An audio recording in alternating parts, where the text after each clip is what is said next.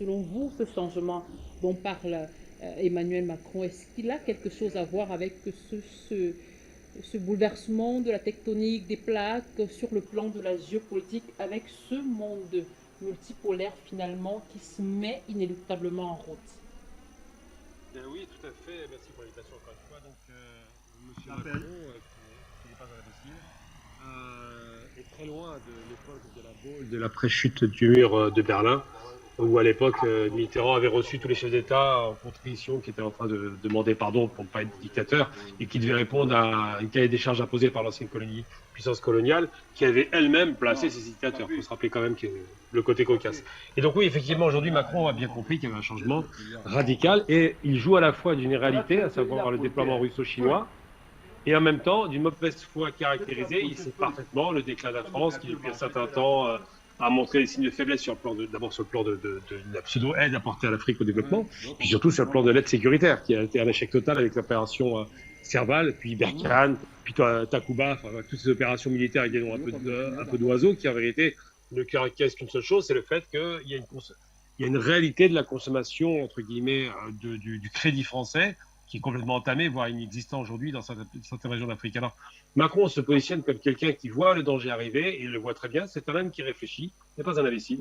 C'est un homme qui a compris, effectivement, vous parliez de tectonique des plaques, que les plaques ont beaucoup bougé, et qu'aujourd'hui, le rayonnement se fait plutôt à l'est, que la montée des puissances, et donc ce qu'on va appeler les nouveaux empires, ou simplement, puisqu'on parle de tectonique des plaques, la montée en puissance de ces montagnes économiques et militaires et politiques que sont la Chine et la Russie est en train de bousculer cette montée, est en train de bousculer le précaré français, et que les Français qui ont déjà ils ont très peu de moyens déjà pour convaincre aujourd'hui, puisqu'ils ont même du mal à convaincre leur propre population d'une sortie de crise, viennent expliquer que les Russes, ou les Chinois, ou d'autres, ou les Turcs, parce qu'ils ont un problème avec les Turcs de façon assez radicale d'ailleurs, euh, que les Français donc seraient peut-être la meilleure solution pour l'Afrique.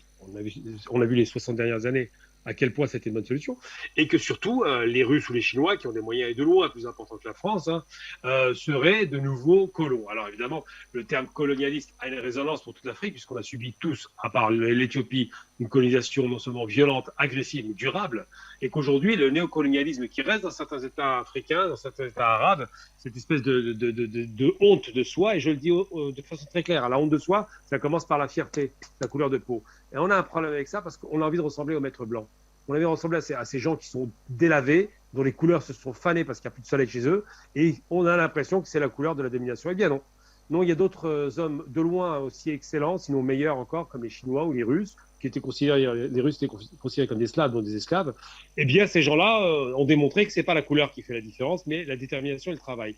On voit ce qui se passe en Éthiopie, par exemple, avec Abiy Ahmed, qui a repris les rênes du pouvoir et les rênes de la dignité en place, et qui dit que l'Éthiopie est un État qui existe depuis des milliers d'années. On voit ce qui se passe dans certains pays qui ont décidé de relever le nez. Le Mali étant le parfait exemple de personnes qui ont un retour de dignité, qui ont dit lors de questions qu'on se fasse dicter notre politique par l'étranger. Et ils ont raison. Et aujourd'hui, Macron comprend le danger et utilise un subterfuge grossier dont il sait parfaitement qu'il n'est que très peu convaincant, voire pas convaincant du tout, de dire que les nouveaux colons seraient les Russes et les Chinois. Eh bien non. Peut-être le seul risque, s'il doit y avoir un risque possible, il ne faut jamais écarter les risques, de la présence russo-chinoise, c'est peut-être une domination économique. C'est possible, mais en même temps, c'est aussi un partenariat économique qui est possible.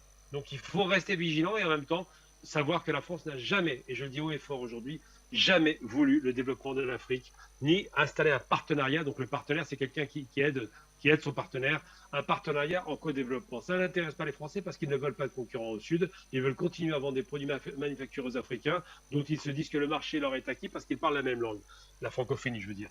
Et donc c'est vrai que ce discours de Macron est un discours orienté, il est très grossier, il le sait très bien lui-même d'ailleurs. C'est une façon d'essayer de se rattraper, d'essayer de redorer le blason d'une France qui est en perte de vitesse. Et imaginez que Macron est l'homme le plus modéré des chefs d'État français qu'on a produit depuis 60 ans quasiment. C'est-à-dire que c'est le moins raciste. Vous imaginez si ça avait été quelqu'un d'autre. C'est vous dire à quel point la France est en difficulté et à quel point elle s'interroge sur son avenir en Afrique. Et je pense que l'interrogation est légitime.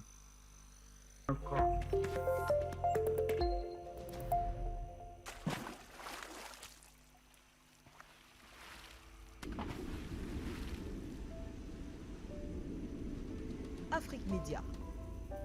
Le monde, c'est nous.